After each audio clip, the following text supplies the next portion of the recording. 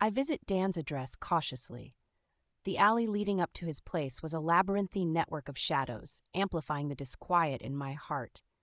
Number 42 wasn't much more than a repurposed storage unit, its paint peeling under the burden of neglect. I knocked, each rap on the door feeling like a countdown to an uncertain fate. Moments later, the door creaked open just enough to reveal a man's wary eye peering through the gap. "Dan," I ventured, trying to level my voice. "Who wants to know?" His tone was clipped, defensive.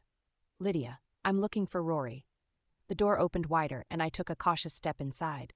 The interior was a chaotic mix of makeshift furniture and clutter, a reflection of a life perpetually on the run. Dan loomed in the dim light, his face marred by a mix of suspicion and curiosity. "Rory owed you a debt," I began, cutting to the chase. "What was it about?" He snorted, a harsh sound in the eerie quiet. "Figures he'd send someone in his place. Rory was always good at disappearing. He borrowed money, big money, for something he wouldn't tell me about. The last time we had words, and he took off." "Where?" I pressed, feeling the urgency claw at my insides.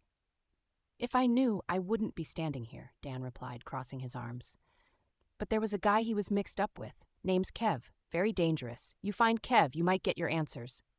He scribbled another address on a piece of scrap paper, his eyes locking onto mine with a mix of warning and pity. "This won't end well, Lydia," he added, almost as an afterthought. Pocketing the address, I nodded. "Thanks for the tip." Exiting the shabby confines of Dan's place, I grappled with the ever-thickening cloud of dread. Each revelation seemed like a breadcrumb leading deeper into an unforgiving labyrinth. "Rory, wherever you are," I silently vowed, "I will find you, and I won't look back, no matter how dark the path gets."